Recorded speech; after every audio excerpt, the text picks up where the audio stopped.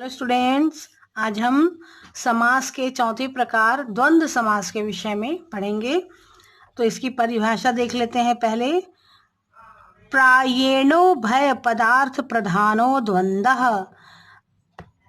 प्राण प्राणेयो उभय मतलब दोनों, जिस पद के दोनों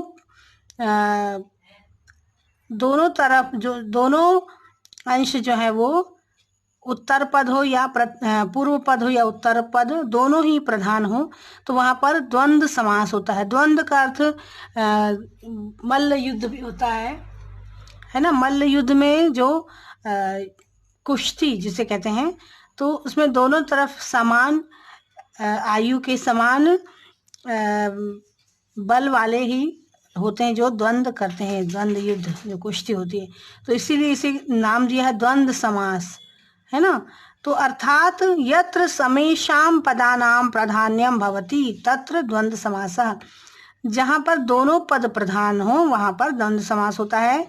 चा अर्थे द्वंद्व, तो इसका अर्थ होता है द्वंद्व, अर्थात च इत्यस्यार्थे द्वंद्व समासः भवति। जहाँ पर द्वंद्व होता है, दो समान आयु समान बल वाले व्यक्तियों के मध्य में द्वंद्व होता है। इसी तरह से द्वंद्व समास में भी जो उत्तर पद हो या पूर्व पद हो, दोनों का महत्व समान होता है।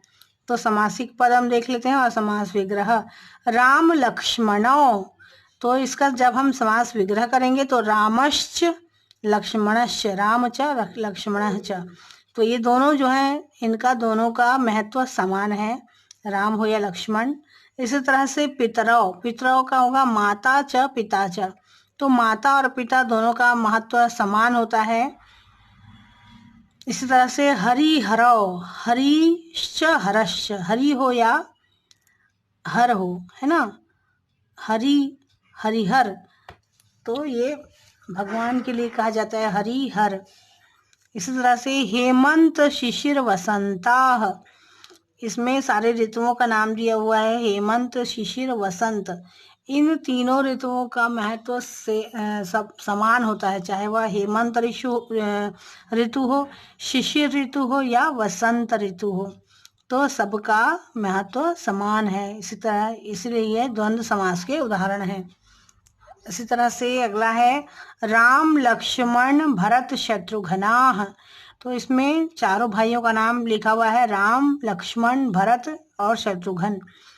तो इन चारों भाइयों का महत्व भी समान है, एक समान है, चाहे वे राम हो या लक्ष्मण हो या भरत हो या शत्रुघ्न हो, चारों ही महाराज दशरथ के पुत्र हैं, तो चारों का महत्व समान है। राम हो, रामश्च लक्ष्मणश्च भरतश्च और शत्रुघ्नश्च।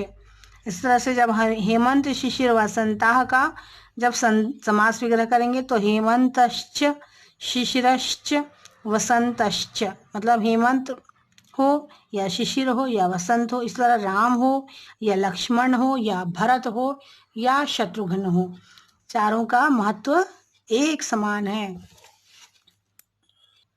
समास का अगला प्रकार है बहुब्रीहि समासः। परिभाषा प्रायेण अन्य पदार्थ प्रधानो बहुब्रीहिः, तो हमारा जो समास है बहुब्रीहि समास, तो इसमें जो आपको जो शब्द दिए होंगे, जो पद दिए हैं होंगे, उनका अर्थ किसी और विशेष व्यक्ति के लिए होता है जब हम विग्रह करते हैं। तो जैसे यत्र समासिक पदेभ्यः अन्यस्य बोधः भवति सः बहुब्रीहिः, जब समासिक पद जब हम उसको विग्रह करते हैं तो किसी अन्य का बोध होता है उसके द्वारा, तो यहाँ पर बहुब्रीहि समास होता है। बहुब्रीहि समासस्य अन्ते यस्य सः अथवा येन इति शब्दः भवति, तो बहुब्रीहि समास के अंत में यस्य सः शब्द होगा या फिर येन इति शब्द होगा बहुब्रीहि समास के अंत में।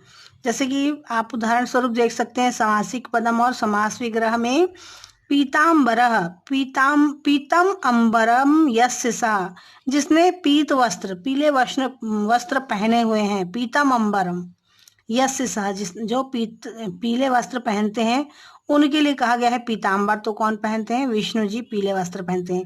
इस तरह से चंद्रशेखरः, चंद्रः शेखरे यस्य सः, जिनके शिखर पर चंद्र विराजित होते हैं, विराजमान है, तो वह ऐसे कौन है? शिव जी हैं। चंद्र शेखरे यस्य सह। तो यहाँ पर अगर आपको येन इति यह शब्द आएगा या फिर अंते यस्य सह, तो फिर आपको समझ लेना है कि यह बहुव्रीहि समास है। जैसे कि दशाननः, दश आननानि यस्य सह, 10 सिरों वाला जो है वह कौन है? रावण है, 10 सिरों वाला। सागर मेखला, सागरः मेखला यस्याः साः, सागर मेखला जिसकी करधनी है जो है वो सागर है, वो कौन है? भारत माता के लिए ऐसा कहा जाता है। तो ये होगा बहुव्रीहि समास। समास का अगला प्रकार जो है वह हम अपनी अगली क्लास में डिस्कस करेंगे।